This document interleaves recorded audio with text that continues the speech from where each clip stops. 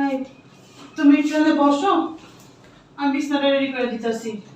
ভাবি ভাইয়ার কি অবস্থা? ডাক্তার কি বলছে? ডাক্তার কইছে ওনার 1 সপ্তাহের মধ্যে অপারেশন করতে হইবে। 1 সপ্তাহের মধ্যে অপারেশন করা লাগবে? ভাবি অপারেশন করতে কত টাকা লাগবে? অপারেশন করতে 3.5 লাখ টাকা লাগবে। আর তুই শুনে কি করবি? তুই কি 2 টাকা দিতে পারবি? খাস তো ভাই ভাবির গাড়ি বইয়া। তোরে বইলে আমার চাইরানের উপকার হইব না। আমার স্বামীর ট্রিটমেন্ট আমার বাপের বাড়ির টাকা দিয়ে করাবো।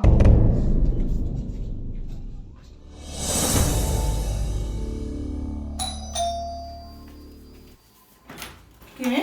আসসালামু আলাইকুম। ওয়ালাইকুম আসসালাম। কে আপনি? আমি সোহাগ। এটা কি মনির হাওলাদারের বাসা? হ্যাঁ, এটা ওনারই বাসা। আমি একটু ওনার সাথে দেখা করতে আসছি। আচ্ছা ঠিক আছে, আপনি ভিতরে আসেন, বসেন, আমি ডেকে দিচ্ছি ওনাকে। আসেন আঙ্কেল, আপনি এখানে বসেন। এই দেখো তো, তোমার কাছে একজন লোক আসছে। আসসালামু আলাইকুম। ওয়ালাইকুম আসসালাম। তুমিও বসো। আঙ্কেল, আমি অনেক দিন যাবত অসুস্থ, আপনারে আমি ঠিকভাবে চিনতে পারতেছি না। আমি সোহাগ গাজী। কারণ বাজারে আমার কাঠের আড়ত আছে। ও আচ্ছা আচ্ছা, এইবার আঙ্কেল আপনার আমি চিনতে পারছি। বলেন আঙ্কেল, কি জন্য আমার কাছে আসছেন? আমি তো আপনার কাছে আসি না, আপনার ছোট ভাইয়ের কাছে আসছি। কেন আঙ্কেল, ও আপনার ওখানে কোনো ঝামেলা করছে? আপনার ওখানে আড্ডা দেয়, তাসটোস খেলে, কোনো অকারেন্স কিছু? না, আড্ডা দেয় না, ও আমার ওখানে চাকরি করে। কি? আপনারা এখানে চাকরি করে? দেখছো, তোমার ভাই চাকরি করে অথচ সংসারে 1 টাকাও দেয় না। আঙ্কেল, ওকে আপনার কাছ থেকে টাকা চুরি করে পয়সানি। আর একটু চুপ থাকো না। ঘটনাটা কি হয়েছে, উনি কি জন্য আসছে, ওনার মুখ থেকে একটু শুনি। আপনার ছোট ভাই খোকন আমার কাছ থেকে 2 বছরের বেতন 2,40,000 টাকা অ্যাডভান্স আনছে। এই দেখেন, এই 300 টাকার স্ট্যাম্পে চুক্তিনামা সব লেখা আছে।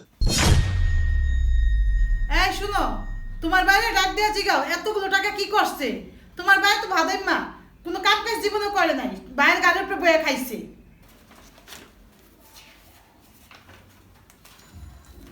আঙ্কেল, এ চুক্তিতে তো 2 বছরের বেতন অগ্রিম এবং 2 বছর চাকরি করতে হবে বাধ্যতামূলক।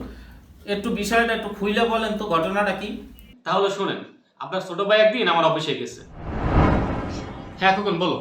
আঙ্কেল শুনলাম আপনার নাকি একজন লোক লাগবে। হ্যাঁ, আমার একজন বিশ্বস্ত ম্যানেজার দরকার। আঙ্কেল চাকরিটা আমি করতে চাই। কি বলো, তুমি একজন উচ্চ শিক্ষিত ছেলে, তুমি আমার এই কাঠের আড়তে চাকরি করবা? আঙ্কেল এই চাকরিটা আমি নিজেই করতে চাই, আমার টাকা খুব দরকার। দেখো, আমার এখানে বেতন খুবই কম, মাত্র 15,000 টাকার মধ্যে একজন ম্যানেজার দরকার। তুমি কি 15,000 টাকা বেতনে চাকরি করবা? আঙ্কেল করবো, কিন্তু আমার একটা শর্ত আছে। কি বলো, তুমি আমার এখানে চাকরি করবা? তুমি আমার শর্ত দিবা মানে? আমি মালিক, আমি তোমার শর্ত দিব। আমার শর্তে রাজি থাকলে তুমি চাকরি করতে পারো। আঙ্কেল শর্ত তো আপনিই দিবেন, আর আপনার শর্ত অনুযায়ী তো আমি চাকরি করব। আমি আর কি আপনার কাছে ছোট একটা রিকোয়েস্ট করতে চাই। আমার 15,000 টাকা বেতন লাগবে না, আমাকে 10,000 টাকা দিলেই হবে। আরে, আমি তোমার 15,000 টাকা বেতন দিতেছি, তুমি 10,000 টাকা নিবে মানে? আঙ্কেল আমার জরুরি কিছু টাকা দরকার। আমার 10,000 টাকা বেতনে 2 বছরে 2,40,000 টাকা আসে। এই টাকাটা আপনি আমাকে অ্যাডভান্স দিবেন। আরে কি বলো, 2 বছরের বেতন যদি 2,40,000 টাকা অ্যাডভান্স দেই, পরে 2-6 মাস পরে তুমি যদি আবার না আসো? আঙ্কেল আপনি তো আমাকে ভালোভাবেই চিনেন, আমি মনির হাওলাদারের ছোট ভাই। আমি আপনার টাকা মেরে খাবো না। আর এখানে আপনারও একটা লাভ আছে। আমি 5,000 টাকা করে প্রতি মাসে কম নিচ্ছি, 2 বছরে 1,20,000 টাকা আসে। এই টাকাটা আপনার সেভ হয়ে যাবে। আর তারপরে যদি আপনি বিশ্বাস না করেন, আমার লেখাপড়ার শিক্ষাগত সার্টিফিকেট যা আছে সব আমি আপনাকে দিয়ে দিব। এগুলো আপনার কাছে থাকলে তো আমি আর অন্য কোথাও চাকরি পাবো না। আচ্ছা ঠিক আছে, তুমি যদি তোমার অরিজিনাল সার্টিফিকেটগুলো দাও আর এনআইডি কার্ডটা দাও, তাহলে আমি তোমাকে টাকা দিব। আর আঙ্কেল টাকাটা কিন্তু আমার কালকেই দরকার, আর কালকে থেকে আমি আপনার এখানে কাজ করব। আচ্ছা ঠিক আছে, আমি 300 টাকার একটা স্ট্যাম্পে তোমার আমার চুক্তিপত্র লিখে রাখবো। এই 2 বছরের মধ্যে তুমি কিন্তু একদিনও ছুটি পাবো না, শুধু নামাজের সময় নামাজ পড়তে যেতে পারো। আচ্ছা ঠিক আছে আঙ্কেল, কালকে সকালে আমি তাহলে কাগজপত্রগুলো সব নিয়ে আসবো না। এখন আমি আসি, আসসালামু আলাইকুম। ওয়ালাইকুম আসসালাম।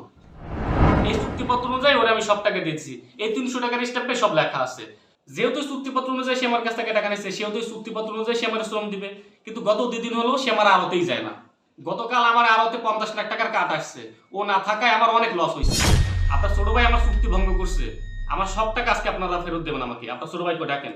কি বলেন আঙ্কেল, এতগুলো টাকা আমরা কোত্থেকে ফেরত দিব? আর 2 দিন যাবত ওর শরীরটা ভালো না।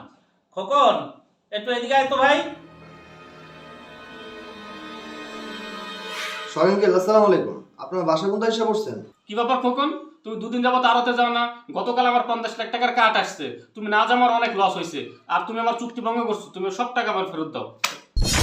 কি রে খোকন, উনি কি বলতেছে? তুই নাকি ওনার কাছ থেকে 2,40,000 টাকা অ্যাডভান্স আনছো। এত টাকা না তুই কি করছো?